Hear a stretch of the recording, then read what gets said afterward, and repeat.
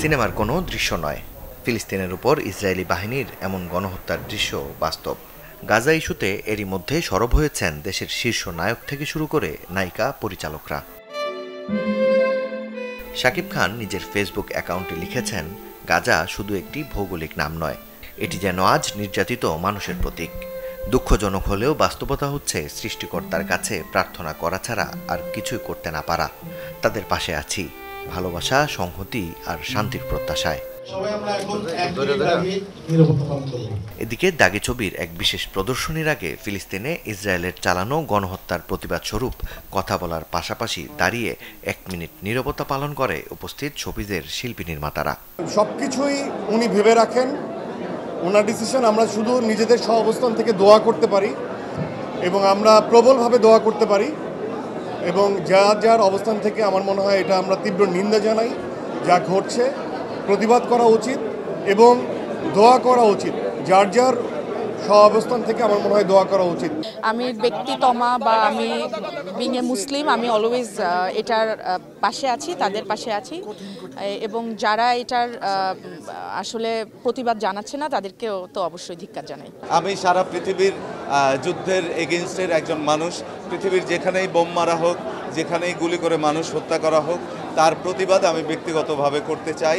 Non stop যখন এই ভিডিওসগুলো আসে, মানে আমার পুরো মোটিভেশন মুড অফ হয়ে যায়। আর আমার মনে হয় যে আমরা যে এখানে এত খুশি কাজ করছি, আমাদের জীবন যাচ্ছে নর্মালি, অন্যদিকে যে অবস্থা দেখলে মানে আই হ্যাভ নো ওয়ার্ডস। চিত্রনায়ক সিয়াম আহমেদও ইসরায়েলি বর্বরতার প্রতিবাদ স্বরূপ দিয়েছেন দীর্ঘ এক ফেসবুক স্ট্যাটাস, যেখানে তিনি এক জায়গায় লিখেছেন, এই পৃথিবী আর গাজাবাসীর জন্য নয়, আমরা পারিনি, আমরা পারলাম না।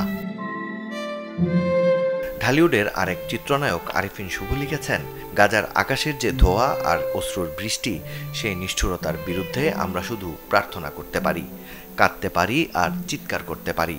এই মানুষগুলোর অপরাধ কি শুধু এই যে তারা নিজেদের মাটিতে বাঁচতে চায়? গাজাবাসীর প্রতি সমর্থন দেখিয়ে প্রতিবাদ জানিয়েছেন ঢাকায় শোবিজের আরও কয়েকজন শিল্পী নির্মাতা।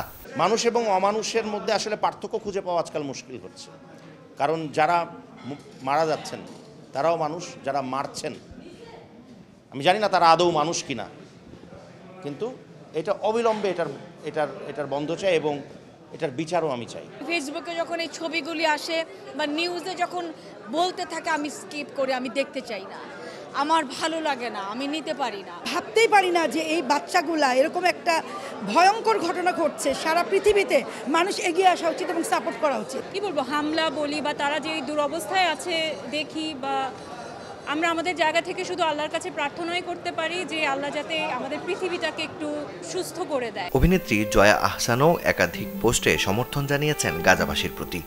সবশেষ সোমবার একটি ছবি শেয়ার করে এই অভিনেত্রী লিখেছেন, হ্যাঁ অবশ্যই সংহতি ইসরায়েলি দখলদারিত্ব ও গণহত্যার বিরুদ্ধে। 90 দশকের জনপ্রিয় চলচ্চিত্র অভিনেতা ইলিয়াস কাঞ্চনও এক ভিডিও বার্তায় গাজার প্রতি নিজের সমর্থন জানিয়েছেন।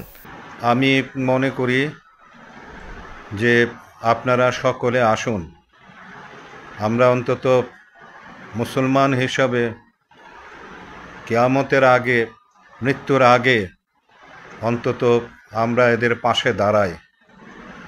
আমরা এদের পাশে দাঁড়িয়ে আমাদের সংহতি প্রকাশ করি।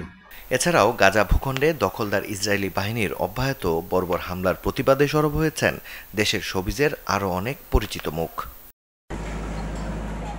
মাকসুদুল হক ইমু, channel 24। In this replacement comes thousands of